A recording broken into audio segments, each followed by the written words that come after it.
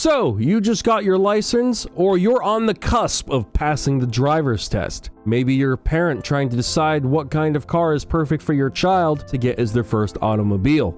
Well, let's discuss. Hey all, I'm Tom, the Racing Joker, and welcome to another episode of Car Topics Explained.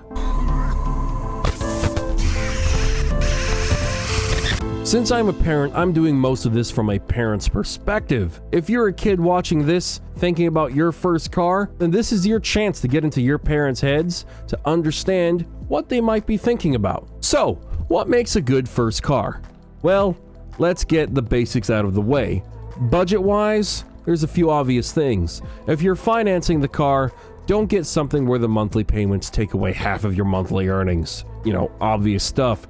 Keep the payments as cheap as possible. I'm going to assume you know how to budget as an adult. I'm not a financial advisor, but I'll say what else you need to keep in mind. If you've found a car you're considering or one you think you want, get an insurance quote for it by getting the make, model, year, engine type, and mileage and all of that stuff so that you've got a good idea of how much it will be to insure the car for whoever will be driving it. And I will say this, do what you can to get full coverage, for God's sake. I get it that insurance is a scam, but don't cheap out on insurance. Also keep in mind, the younger you are, the more expensive your premium is. And if you're male, you're even more expensive to insure as well. Sorry, but these rates are backed by statistics, apparently. Do research on what the upkeep of the car you're looking at would be. Some cars are just inherently not reliable and can be prone to expensive essential component failures. Or just the regular service maintenance routine stuff can be expensive as well. So what are the rules to follow when picking a car for your child? Well, obviously,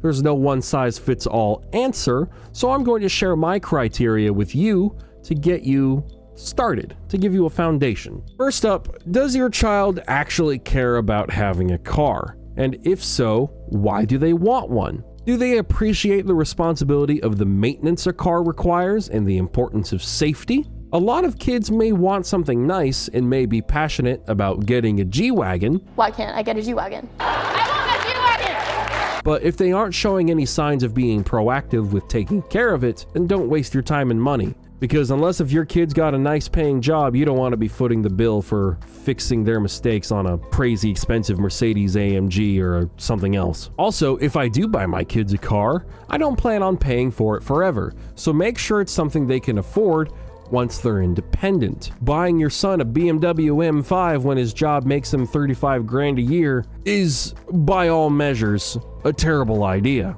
If your kid is going to be proactive, takes an interest in cars, and is passionate about being a good driver, as in not having a lead foot, not riding people's bumpers, knowing how to join a highway at the same speed as traffic for God's sake, and in my personal case, knowing how to drive manual, because my kids will not get a car from me if they can't drive stick, end of discussion. If you can't hop in a car and drive it down the street because it has 3 pedals, that just means you can't drive. It's a car, not a tank, or a semi-truck, or a space shuttle. But even so, let's say your kid is responsible and safe. Most kids don't need something crazy, fast, or fancy. When I got my first car, my father said I couldn't have anything close to 300 horsepower. I think the hard limit was 280. But they trusted me with a 2015 Subaru WRX, which has about 268, 270 from the factory, and it had a 6-speed manual, which was awesome.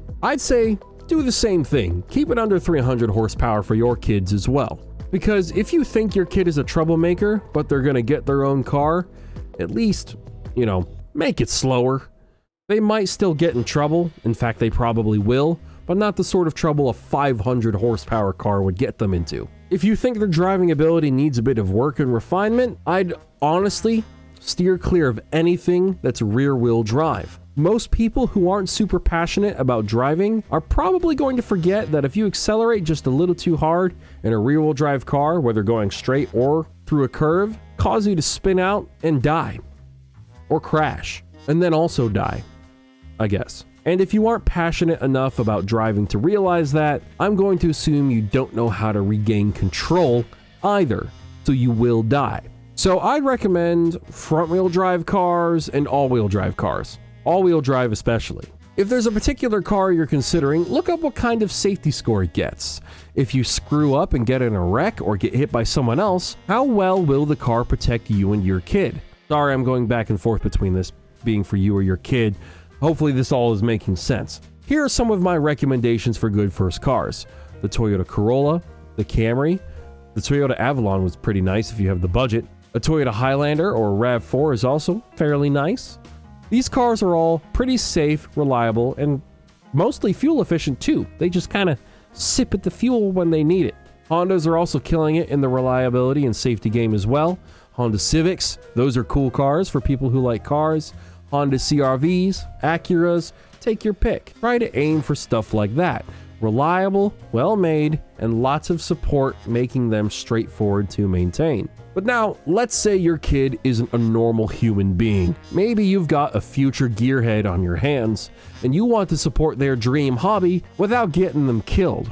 Well, this means you probably are going to need to go on a few test drives, because if you don't have something that's rear wheel with higher than average horsepower, you're going to have to get creative to determine whether or not your kid is going to be a moron and become a meme, like the guys from Mustang Week all the way back in 2015. I think it was 2015. Even still, I wouldn't exceed 500 horsepower for a first car. I sure as hell still wouldn't get them something they couldn't afford if they became independent. So no Lambos, no BMWs, believe me, I know from personal experience, no crazy exotic high-end vehicles with expensive parts to replace and maintain or insure. Great starter cars for enthusiasts can include Subaru WRXs, whether it's the STI or a lower trim. Older ones, especially the old STIs. Honda Civics, the SI or Type R models, if you can afford them, are pretty nice, but not crazy fast. I remember when I was younger, wanting a 1999 Honda Civic SI as my first car for forever. The Mitsubishi Evo 10. That's an example of a 290 horsepower all-wheel drive car, but it's still a great foundation. Those are all examples in about the 300 horsepower range. And if they can keep them for a while, they can slowly work on them to make them faster. If they want something rear-wheel drive, that can be a little tricky, because a lot of the rear-wheel drive stuff can be either too powerful, difficult to maintain, or just downright expensive. BMWs, Mercedes, Corvettes, just to name a couple. You want to be careful and be thorough. As much as your child may want a Supra, an M3, a Z06, an R34, though that's all-wheel drive, or something else with similar price tags and upkeeps, just steer clear. Stay under 500 horsepower and make sure it's not difficult to afford and maintain for when they're on their own. Don't set your kid up for failure. Craziest car I'd put on the list would be a Mustang, and I'd probably go for the S550 Mustang GT, simply because you get a V8, it's rear-wheel drive, you can get them for pretty cheap, and they have independent rear suspension. The Coyote V8, also from what I understand, is not a hard engine to take care of. They're also really easy to drive in their 6-speed manual configuration, though I'd recommend being careful with shifting because I've seen a lot of people lose third gear from trying to shift really hard and fast. At the bottom end of the rear-wheel drive spectrum, I'd say the GR86, the GT86, the FRS, the BRZ. They're all great rear-wheel drive starter cars. They're a little slow with only 200 horsepower, but in actuality, does your kid really need more power? Can you honestly trust your kid with the responsibility? Because if you think your kid is likely to get a speeding ticket, then maybe stay away from the higher horsepower cars. Don't give them the opportunity to go to jail, okay? Let them mature and earn the horsepower by modifying the car you gave them with their own money, or saving up to buy a faster car later on their own when they've developed a few more brain cells, or however it works. I just looked it up and it says the brain continues to grow and transform all the way through adolescence until about the age of 26. I'm 25. Oh God. Is that true? Anyways, this isn't a neurology channel. It's not perfect, but it's a start. And hey, maybe you don't know what to look for, maybe you don't even know what your tastes are or what kind of enthusiast you want to be, then maybe check out this video to see what kind of enthusiast you might become. A little introspection never hurts.